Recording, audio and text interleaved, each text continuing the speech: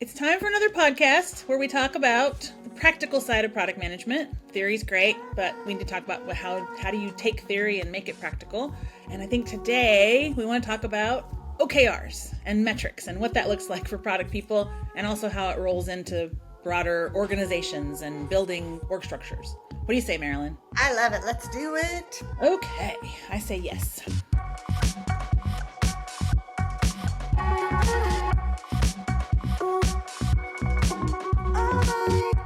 So, OKRs. Love them or hate them? Yes. Exactly. Me too. Check. Next topic. This podcast is over. Thanks for coming. Okay. Say more about your love or hate of OKRs. So I think there's this myth around OKRs that they're gonna like save everything, and I'll tell you the reason why this came up for me now. I got this book. I was sent this book, which is called "Who Does What by How Much," written by Jeff Gothelf and Josh Seiden, who are two of my favorite people to sort of like have a conversation with. Nice. Other than you, of course, you're my very favorite. Obviously. And I think that OKRs kind of are held up as like this like mythical unicorn. If you just do OKRs, just do them, then all will be right and you'll be driving the right things for your business. Right. And I think that product managers and product leaders in particular are often asked to like, what is your metric? What's your KPI? What's your OKR for? Like, how are you measuring like progress against your goal? Because we don't want to tell you what features to build, Right. but you should be moving a needle. And so it's almost like this weird holy grail of thing. And if you do this thing correctly, if you in a corner do this thing correctly, then magic things will happen. Yeah. And I actually think it's a little more complicated than that. Yeah. Agreed. And I have seen OKRs in a number of places that have been successful, that have had an impact on the overall business. And I have seen OKRs not work very well. And I think there's probably like stories galore in between. Yeah. Of course. And I often wonder to myself if it's kind of like, if OKRs are not like the product or business leaders version of the Agile manifesto for engineers, like it's kind of a loose framework. And if you get it right, magic things will happen. But if you screw it up, you suck. Right. Well, and I think to me, it does remind me of the whole concept of Agile and how you do it and what's the right way to do it and what's the wrong way to do it. And are you doing it? And if you don't do it, are you really, oh my gosh, right? Like, shut up. That's my first reaction. But I agree with you 100% because ultimately what I always say about Agile, I also feel about OKRs. It is a way of communicating. Yeah. It is a communication method. If it doesn't work for you, communicate better or do something else. Yeah. Right? Same as Agile. Like if running hardcore Scrum works for you, awesome. If it doesn't, try something else. You can still do other Agile things, right? You can use some of the pieces, do something else. And we can talk about Agile some other time, but I'm the same way with OKRs. Like, they sort of, to me, felt like they just kind of came out of nowhere, which I know isn't true. But 10 years ago, I wasn't paying any attention to them. And then all of a sudden, it was all the talk. And everybody was doing OKRs. And I was like, okay, awesome. So I tend to agree with you. I think it's a framework. You can do it well, you can do it poorly, and you can do it everything in between. Yeah. Right? Yeah. But I get the sense that sometimes we treat OKRs like they are going to replace something. Do you agree with that? 100%. Like, we no longer need to have our management practices because now we have OKRs. Right. Check. Yeah. And I so my experience, I'll quickly go through my experience, like a couple notes. Like, the first time I was ever somewhere that we used OKRs was at a startup that I was part of the leadership team of. And I was okay with it. I was a little like, yeah, okay. But for me, it was ultimately sort of used to try to drive my roadmap instead of us having a plan and then measuring the things like a vision and a mission and a strategy and then measuring the strategy. It was like, build me this. And I was like, no, I'm not going to do that. That's not a key. Yeah, it's not. And so that was one way. And then I went to briefly, I worked somewhere that is sort of the OKR heaven, and I saw it totally misused. Yeah. To like fundamentally people were towards the end of a quarter trying to go in and recalculate things and so that the score would be at least 3/4, like we want to get to 75%, like that was what I saw. And there was this undercurrent of I'm doing this because it'll impact my performance management. And so those were the couple of things I saw. So as I mentioned to you before, in the aftermath of that, I was like, I'm not going to hate this tool. I'm going to go learn more about it, because that's kind of how I do when I don't like something. So I took this Not when course. you hang out with me, because like we started on the wrong foot. Yeah, And now I'm you're going to gonna learn learn. more about it. I want to spend more time with it. Right. Exactly. But so I ended up taking course last year, two courses actually last year, to become like an OKR facilitator, because I wanted to know the intricacies of how you do it well. And I was like, oh yeah, this is a pretty good tool. This could be good. Yeah. So that's my fundamental experience. It's kind of these three different views: big tech company, startup, both those misusing it, and then learning about it and going, oh yeah, I could use this. I could do this. Yeah, I think that OKRs really came into fashion when John Doerr's book came out, and Yep. then everybody was like, "Oh, if this guy says, then we must." And I actually think this is a really that sort of like thing really calls back to why we're having this podcast. Where Yeah. like, yeah, yes, this is a tool, Yes. but you need to understand the purpose behind it and do the work up front, because Right. you cannot just take the framework or the tool and plunk it on and be like, we're good. Right. There's like an element of practicality. Yeah. So the first place I really got grounded in OKRs, it was brought in by the CEO. Yeah. And she actually paused metrics. There's a lot of people created a lot of metrics that made everybody look good, because that's really what happens, right? People Yeah. people create metrics that tell the right story, but in aggregate, they don't tell you how the company's doing. Right. And so, because everybody, to your point, wants to get up and to the right on the metric if it's good, because Yeah. that impacts your bonus. And then, Right. we're humans. We are Right. going to do the thing that gets us the little pellet when we push the We're lever. humans who behave like hamsters. Exactly. We're basically giant hamsters. Which means we all get to drive those Kia, whatever they were. What was that? Exactly right. Um, she actually stopped the whole management team and said, "Hey, there's probably 7 metrics that we Yeah. need to measure as a business that in aggregate will explain if we're successful and or not, Yeah. and in harmony, like those 7." And it really followed for that company the traditional e-commerce flywheel, which is like, Yeah. we need to make people aware that we exist and attract them to us. We need to have a way to convert them into using our product. We need to talk about, the purchase path, or, what's the path from awareness to conversion, which probably is some sort of engagement. We have to make sure there's loyalty, right? So how are we bringing them back? And then we have to monetize what we've got. So she had this sort of like 7 high level metrics that really followed the flywheel. Yeah. And then Great. OKRs fell out of that. There was Yeah. high level goals, Smart. and then all teams had to like, how are you serving these goals? Yes or no? And there was this whole kerfuffle about like, well, but my team doesn't fit in any of these. Right. And then as a company, you kind of have to say, yeah. So either we're missing a high level metric, or Right. perhaps it's something we shouldn't be doing right now because it's not where we want to go at this stage of our business. Exactly. And I think that was the hardest like conversation, especially across the product and engineering teams, because product people care about their problems. Right. They're like, this is the most important problem to me. Yeah. But realistically, it might not be the most important problem to solve from a company perspective. Right. Right.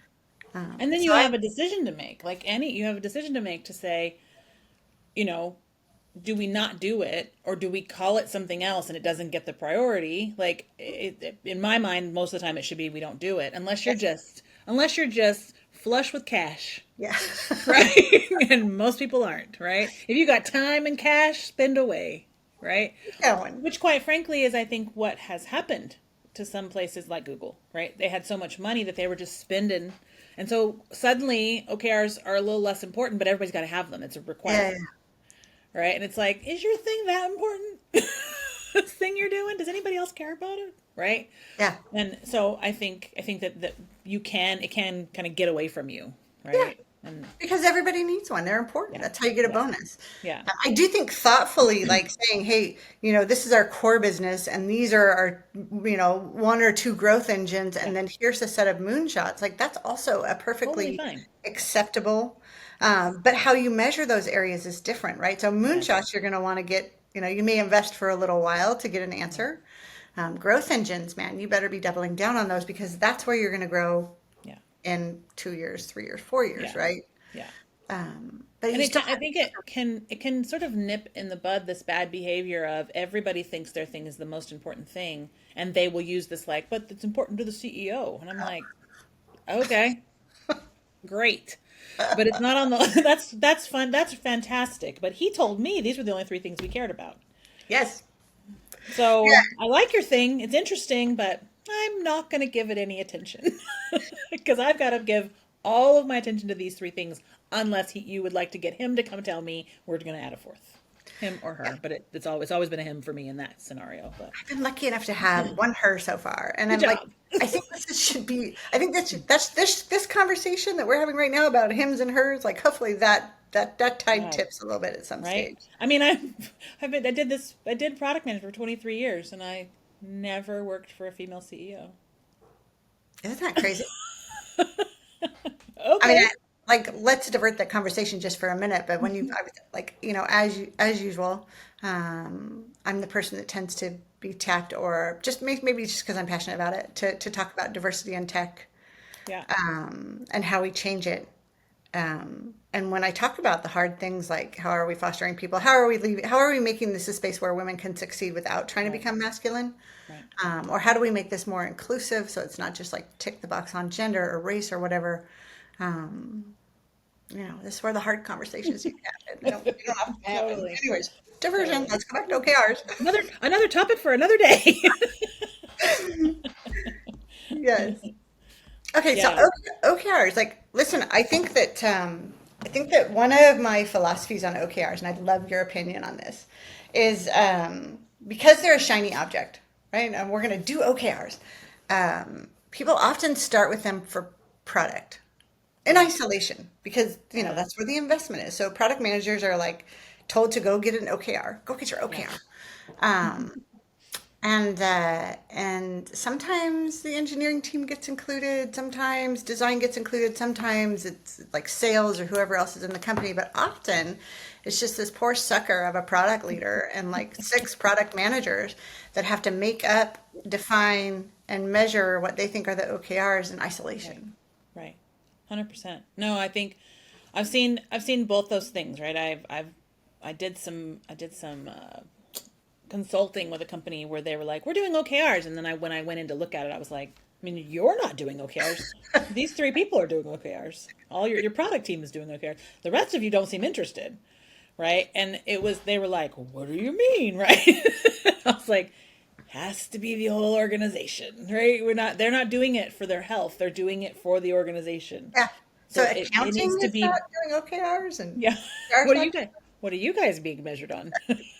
Right? Because I want in on that. If I'm the product leader, I want in on whatever you're being measured on, because I'm pretty sure I'm facilitating it, right? And I think part of the conversation we had was around, I mean, I felt like I peeled it all the way back to operating model. doing. Let's have an operating model discussion. What does your product team do? Yeah. Like, why are they here? What is their role? And how are they tied to the mindset of the whole company? Yeah. And I mean, I felt like I had to boil it all the way back to there so that everybody would go, oh, we all have to participate in this, Yeah. right? Yeah, yeah. I think that's one of the biggest things is if you're going to do OKRs, it starts with Yeah, the CEO and the C-suite. absolutely. What are the metrics you need to run your business? Everybody's going to fall under these metrics. No one Yes. escapes. Yeah. Yeah. And how I do you mean, measure success as a business? exactly. The opposite of that is that the startup that I was mentioning before, man, the OKRs belonged to everyone else and I was in service to them. And so they would make all these promises about what they were going to do. And I was like, hang on, hang on. How are you going to do that OKR in isolation? Well, this is what we need to do. Right. Who's going to do that? Who's going to do that? I remember sitting down with the co-founders and being like, "You see these OKRs, this list that everybody's come up with? This was like everybody put it all in the pot and we'll discuss it." I was like, these 50 things. You need my team 45 of them. So, how are we doing that? I need it dialed back. And I Yep. need us to have a plan. Like, Oh, it can't be, to kind of your point, it can't be product management in isolation, and it also can't be product management in service. yes. It's Yeah, a, that's why it's about the operating model. 100%. I've seen a lot of companies go into what, the 3 to 5 year planning because, every year you kind of do your 3 to 5 year plan Yeah. to see what the next 3 to 5 is going to look like, but they don't include technology until later. I'm just not sure how that works. Genius. Because, like, how are Yeah. you going to accomplish some of these things? Like, I get it if you don't need your systems to change, or Right. like, let's say you're a super mature business and Yeah. you're really sort of at like no more investment in a technology perspective. You don't need to innovate. Right. Maybe you solved your little niche. Yeah. Then sure, right? It's about Yeah. putting more salespeople on the street. But I think in this era, especially now of where technology is moving so fast and we're starting to try to hyper augment humans, Yeah. right? How do we help our humans be more successful? Yeah. Leaving some of these conversations until later because they're just a dependency is like Oh I don't boy. understand. I don't Yeah. understand. I don't either. I don't either. Because if it's not fundamental to what you're doing, why are you doing it? Like, I would outsource it, buy it off the shelf, figure out how to do it another way. Why do you have a team that's that expensive if they're not essential until you bring them in at the last minute and say, "Can we do this, everybody?" It's not even can we do this? It's like, but I need this by, it's 6 weeks Yeah, from now. I need a thing that I sure. don't really want to take the time to explain to you because I've already talked about it for 4 months. Yeah, yeah, totally. Like, here's my requirements. Okay, well that's extra large. It can't be extra large, right? It's like, oh, get out the t-shirts, people. We're Yeah. playing a game, right? It's like, yeah, no, 100%. 100% agree. Like, I think I mean, it's back to the conversation of it requires communication and dedication to a framework and a team framework Yeah. that is inclusive of all the moving parts, right? It can't just be these little isolated silos who go off and say, "I'm going to do this." It's like, well, good luck. Best wishes, right? And Uh, I think sometimes I think because that can happen, it then puts the tech team in the seat of being like holding people hostage.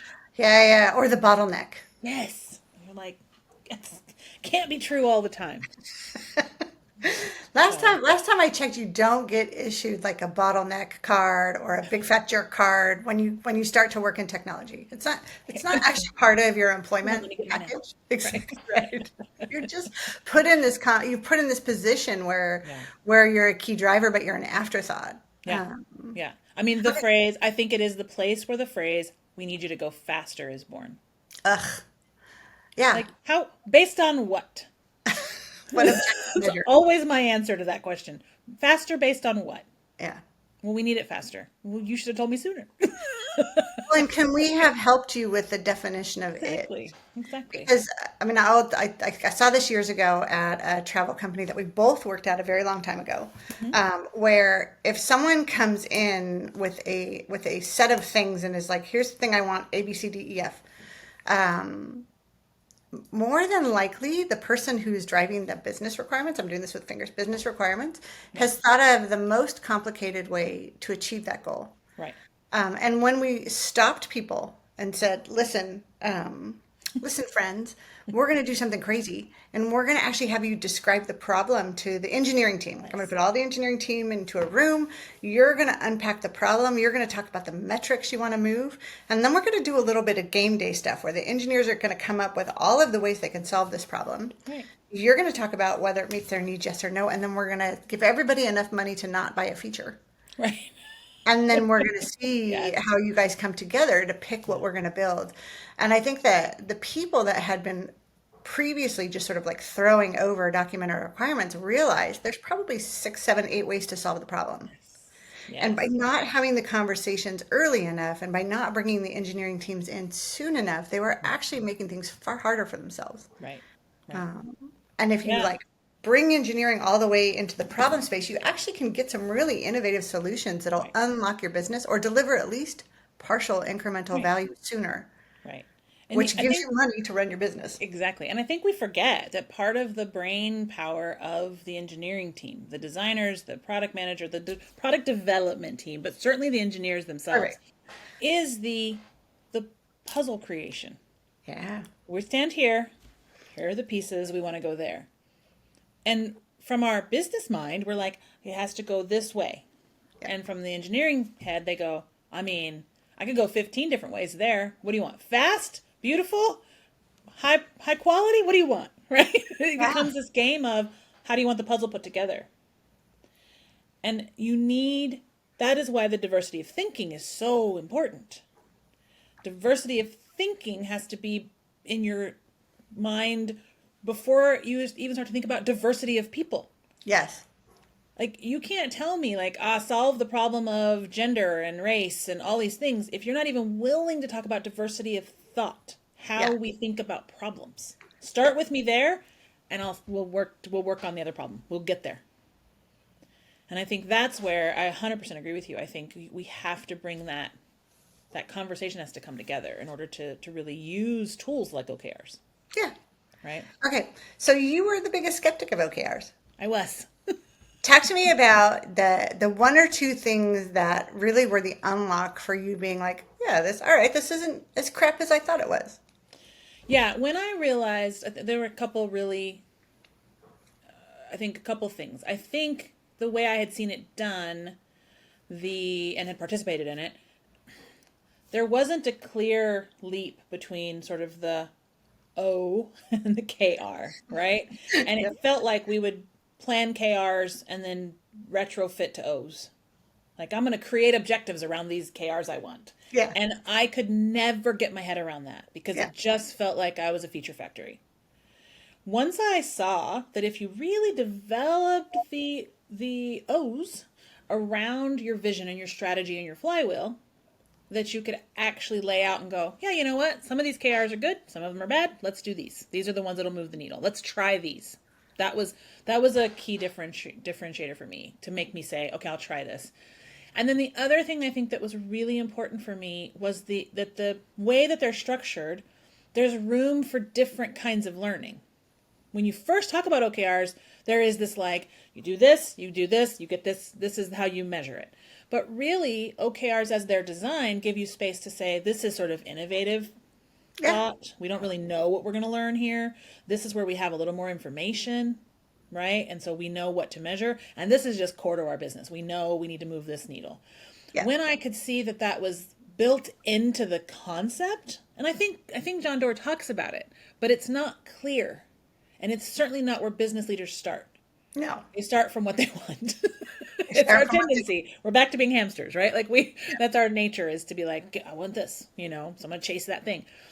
And once I could really see that you could set your OKRs up to give you space to explore, to try some things and fail, and to really deliver on the core, I was like, okay, I could set this up. I could do this. And that moved the needle for me. Yeah, I love that. And I think that takes two things, in my opinion, and I'm curious to see what you think about it. I think it takes a firm understanding of the economics of your business. Yes. You, Oh you yeah. need to know, like, if your business is a magic box, you actually need to know what goes in the magic box, Yeah. what are the things that need to happen, and what comes out of the magic box. Right. And then you need to know. Oh, I forgot what I was going to say. But yeah, I mean, I think it's about understanding Yeah. how your business works. And if you don't like fully grasp it, if everybody doesn't fully grasp it, like, Right. this is a revenue driver. This is our investment engine. This is Right. part of our core. Like, this is part of our core, but not everything's core. That's the other thing I love is when Right. people are like, "This is core," and but All it's like core. everything, and you're like, Not. everything's not It's core. not possible. I've built platforms. I know that's not possible. Yeah, I don't feel like Everything can't be core. Go away. exactly right. So, yeah. I think you're absolutely right. I think there is an element of this that for me, really understanding your business and understanding what season is your business in. Because what you do at a startup that's profitable is different than you do at a startup that's just trying to build, or one that needs to raise money, Yeah. or a big company that has lots of drivers, some cash cows, but has some room for innovation, Yep. right? It just depends on who you are. You need to understand what those drivers are for your business and making money, and who are you today, which is why we end up back at you need to know your flywheel, you need to know your vision and your strategy, Yeah. right? So that Yeah. you And what's can't the skip next those. phase of your business, I guess? Like, I think that's really like you just sort of, you gave me a little aha moment there, Leah. Um, let's say that you're a startup that's starving, that needs to make enough money to pay your people next week. You're probably not investing a whole lot in exploration. Shouldn't be. But yeah, well, I don't. I, I benefited from the cheap money in Silicon Valley for a long time. Like I got a lot of free lunches and a lot of free rides and a lot of really discounted stuff. So thank you, Right. VCs. Um, Right. Right. but I do think that you should know, like, at what stage do you start to tip into the next phase? Like, you're Yes. no longer Oh my gosh. starving, you just got VC. How does that change what you measure? How does that change what you go after in a way Oh that the man. company understands it? Because I think Yeah. that's the one thing about OKRs that I sort of thought was interesting when I saw it work well, Yeah. is that everybody knew where they rolled up to. Yeah. And Yeah. everybody knew the part they played in these things so that when a strategy or a tactic changed, Yeah. it was pretty easy. You didn't have these pockets down in corners still like blasting off towards the wrong direction, which Yeah. is, I think, really easy when you start getting into bigger and bigger companies. Yeah. Yeah. And you're absolutely right. Like I think we sometimes lose the plot, as they say in London a lot. Lost the plot. Like we suddenly are we forget that oh hey this is we're moving into a different season, Yeah, right? Or something has actually happened that will jar us into a different season. I mean, COVID. try working for at a startup that's a travel startup during COVID. Nothing changes your perspective about what you build, what you're doing, how you're doing it, what are you going to do on the other side of it when you don't know what's going to happen, right? How long it's going to last, what's going to suddenly you're like, game on. What are we trying to do? Yeah, And you have to be willing to shift identity a bit in that moment yeah, because you can't be we just got Series C funding. You have to be like, we got Series C funding. We may not ever see funding again. We don't know what's going to happen, yeah, right? And I'm just using that example. I think I think you're absolutely right. There are these moments where you have to go, huh, wait, what's happened that makes us different, right? Which is why OKR can be really nicely tied to your planning cycles. yes, But your planning cycles involve a little bit of, are we still who we say we are? Do we still want to be who we've said we want to be?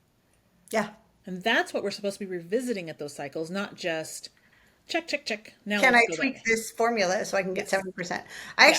I actually love what you just said, and I think I would even more plainly state it is that OKRs enable business agility. Yeah. Oh, Because a lot totally. of times leaders will be agile, but teams and organizations are not, especially as you get bigger. Yeah. How does that Yeah. information flow? How do people know how they fit? Absolutely. You'll see the leader that gets up and puts the five item slide at the beginning of the year and like, Yeah. this is our strategy. Right. Okay. And there are hundreds of people in your company that do not understand how Right. that impacts them, so they just keep Right. going. Right. Tick, tick, tick, tick, tick, tick. Yeah, no, totally. I think you're absolutely spot on. Like, and I think there is a moment there. It does. I think it absolutely is an agility driver. And that is why, if your OKR is going badly, don't try to trick it. No, Learn from it and yeah, go, yeah, huh, we shouldn't do that. Or why is it doing that is the yeah, question. What did we think was going to happen? What happened? And what do we do next? yes, Instead of like, let's retool the calculations so it comes out the way we thought it would. No, learn from what it's teaching you. yeah, Because something is shifting either in what you know, in the market, in your whatever. But go with it. Don't try to avoid it. yeah. Yeah, yeah, yeah. That's so hard, when you've been raised on the benefits of always getting a good metric. Right? Exactly right. I want a hockey stick, please. Right? I read in business school that this was the way to do this. McKinsey told me I have to do Yeah, this. I know exactly. If I do these five things, then I hockey stick. Yeah. When I mean, really it's sometimes it's just not the case, right? Because sometimes the first user of your client isn't the final user of your product isn't the final user of your product. yeah, And what you learn is like, oh, there's another customer segment out there Yeah. that I have the ability to solve a problem for, that is more Yes. like drives more revenue or is more profitable for my business, if that's your Yeah. metric, right? Yeah. I think by any objective measurement, most companies exist to make money. Yeah. Yeah. And pretending like we're not silly. Yeah, So, yeah. yeah. Agree completely. But So, one last question before we end this particular podcast. This was a good one. We had lots to talk about. I don't think we even knew we had that much to say about we didn't. it. What is the difference between an OKR and a KPI? Uh-huh. So I think that a KPI is a measurement. So Hmm. OKRs set out your goals. Yeah. And at the highest level, like your objective is this sort of like, here is what I want to see happen in my business. We will be Yep. successful if this part of the machine runs like this. And again, Right. if you have 7 parts of your machine, they all need to work in harmony. You cannot Hmm. just optimize one over another. It's Yeah. crazy town. So here's the objectives for each of these parts of my business, and here's how they all fit together in harmony. Under that is a set of things that we think are the key results. They're probably things that need to be driven underneath that objective. We Yeah. think they're the right metrics. But a KPI is the performance of how those things are running, in my opinion, right? So it's a metric. It's a metric, and like Yeah.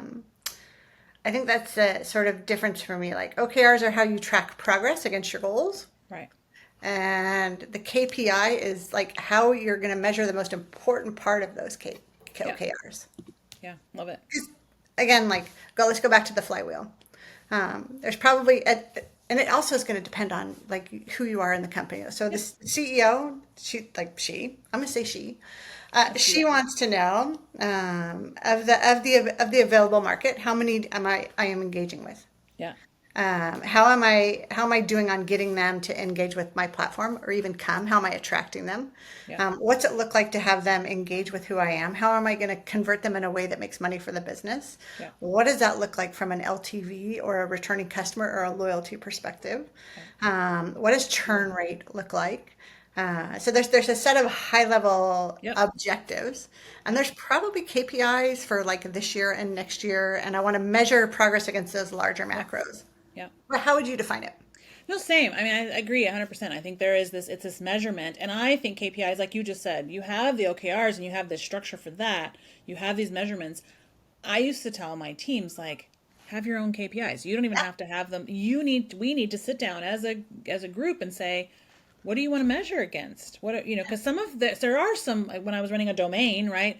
We had some domain level metrics and KPIs we were tracking, but some teams, theirs were slightly different than those. Those were more kind of across whatever 18 teams. Each team then needed to have something that, like, how are you measuring success? What Yeah. does it look like? And even in that structure, different teams were at different seasons. Yep. Going back to what we were saying, like some teams were brand new and we were like, let's just get it going. What are we going to measure? Like, let's get it out the door, right? And then some teams were really in the factory making things happen. And I was like, okay, we need to measure. Can we do more? Can we do better? What are we measuring? Right. And it just depended even at that level. So it's even that the micro and the macro is not that different, No. but people need something that they can look at and go, we moving in the right direction? Yes. And I think that's where, to me, KPIs can come in and play a role in the OKR structure. I agree with you. And I think the beauty of OKRs is when companies acknowledge and respect both like that Yeah. high level and the tactical, and Yeah. OKRs help map between. Because Yeah. otherwise, like you get this like, conversion just went up. Well, what happened? What drove that? And if you can't answer those Right. very basic questions, you're just kind of throwing shit at the wall and praying that something good happens. Yes. Totally. 100%. Look, I my love it. metric went up. I must be successful. I'm doing well. Oh, I hope you are. I hope it's not just a mistake. I hope whatever happened doesn't change next Monday. Right? That'd be super honest. Like, if you don't know what's happening, that is the possibility. We used to say when I was an accountant back in the million years ago, if you're off by a penny, you could be off by 10,000. Yeah. Because you don't know. Because you don't know. You're not in balance, right? The structure says there's a balance. And if you're off by 10 cents, you could be off by $10,000. Yeah. Because whatever those two things are that need to be brought into one side or the other, You don't know what the impact's going to be. No. Right. And I feel that this is somewhat similar. I think that's recently I had a team be super excited because traffic went up. Yeah. But you know what we were doing? We were paying for advertising and Right. putting it through. Which is fine. It's fine to do, but you need to know that's what you're doing. And what's the ROI on that? And did you get what you Exactly. expected out of the ad spend? But it was like a team just looking at their metrics in isolation and being like, Yeah. We did it. What? What did you do? yeah, what did you do that resulted in that? We don't know, but Someone we're else going spent money. to keep doing it. Right? Hope it keeps going. Good luck. Yeah. Which is also why I don't believe in like retooling the measurement at the last mile, because actually sometimes the last 4 weeks is when the thing shows up. Yeah. Right? And you're like, well, if we were using the original calculation, we would have been at this number anyway. We should have let things ride, right? Like, but you also don't play with it if you don't know what you're playing with. Like, measure it and see what happens, right? Unfortunately, people got to get their bonus, man. So Right. that metric one way or the other. They're running in the wheel. They've got to get paid for it. Okay. Well, this was fun. I think if the authors of that book want to come talk to us, we'd be happy to have this conversation with them too. 100%. Okay. So thanks, Marilyn, for discussing OKRs with me. I think like I said, I think we had more to say about this topic than even we knew. Right? Yeah. Yeah. And so it was good. And I think, as you've said before, like, if you want to talk about this topic with us, we'd love to talk to you. Like, and in the comments around the podcast, tell us, like, what's your experience been? Do you hate it? Do you love it? Do you love and hate it? Tell us that. We want to know. To be clear, though, if you hate it, you're probably going to have to go to school to learn more about it. True. That's our recommendation. Exactly. Probably you have to take a class. I have one if you want to know about it. So, awesome. All right. We will see you next time.